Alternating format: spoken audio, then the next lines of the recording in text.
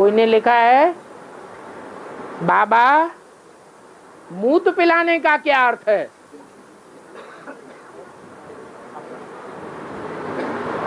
अरे देवताएं संतान पैदा करते थे या नहीं करते थे? देवताएं भी संतान पैदा करते थे। और आज के विकारी मनुष्य भी संतान पैदा करते हैं। देवताएं जो संतान पैदा करते थे वो श्रेष्ठ इंद्रियों से, ज्ञान इंद्रियों से संतान पैदा करते थे। ज्ञान इंद्रियों से ज्ञान का वाइब्रेशन ही निकलेगा या मूत निकलेगा? आज की सारी दुनिया में जो खेती होती है वो यूरिन से होती है, यूरिया डाली जाती है। उस यूरिया से अनाज में कीड़े पैदा हो रहे हैं, सब्जियों में कीड़े पैदा हो रहे हैं, फलों में कीड़े पैदा हो रहे हैं। मनुष्य की बुद्धि कीड़ों से भर गई है। मनुष्य की बुद्धि में आज यही बात नहीं आ रही है कि सतयुग में देवताएं श्रेष्ठ इंद्रियों से संतान पैदा करते हैं। श्रेष्ठ इंद्रियों का मिलन होता है, भ्रष्ट इंद्रियों का मिलन नहीं होता। भ्रष्ट इंद्रिय को ही मूत्रेंद्रिय कहा जाता है। भ्रष्ट इंद्रिय से जो निकलता है उसे मूत ही कहा जाता है। इसलिए कोई कोई बाप बड़े खरे होते हैं। बच्चा आर्डर नहीं मानता है बाप का तो कहते हैं, हे मूत की औलाद, मेरा सामना करता है। ऐसे ऐसे डांट देते हैं तो बच्चे को भी समझ में आता है कि ये हमारा बाप है और हम इसकी मूत की पैदाइश हैं।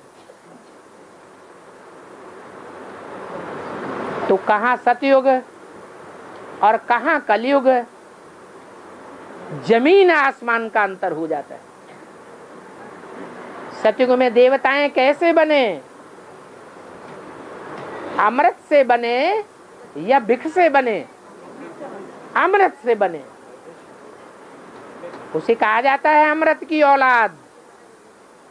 और आज की दुनिया है भिख की औलाद। भिख किसको कहा जाता है? भिख कहा जाता है मूत को।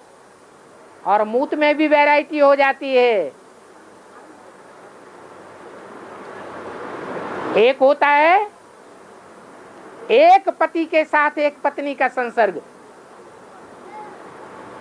और एक होता है एक पत्नी का अनेकों पतियों के साथ संसर्ग।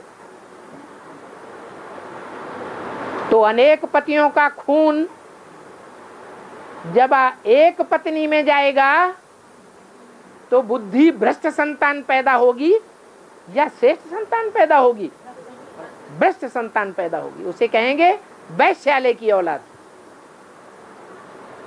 वैश्यालय में मूत पीते पीने और पिलाने का ही खेल चलता है। बाबा बनाते हैं श्रेष्ठता की औलाद। ये सतयुग की औलाद है देवताएं। उसे कहते हैं सत्य। ये सत्य सदैव रहता है।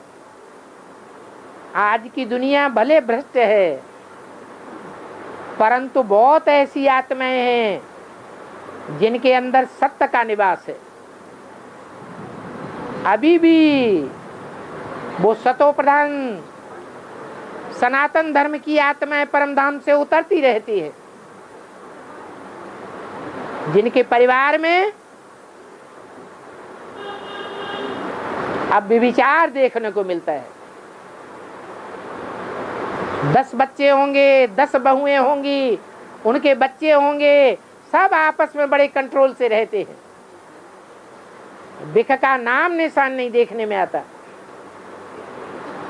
जहां विषैली दुनिया होती है वहां आपस में लड़ाई झगड़ा होता है, जैसे वैश्यालय में। परंतु वो परिवार बहुत बिरले देखने को मिलते हैं। इसलिए बाबा कहते हैं ये सनातन देवी देवता धर्म प्रायः लोप हो जाता है। प्रायः लोप का मतलब बिल्कुल लोप नहीं होता। सारे भारतवर्ष में बहुत ढूंढेंगे तो कहीं कहीं ऐसे परिवार मिलेंगे जहां 60-60, 70-70 लोगों का भोजन एक ही चूल्हे पर बनता है।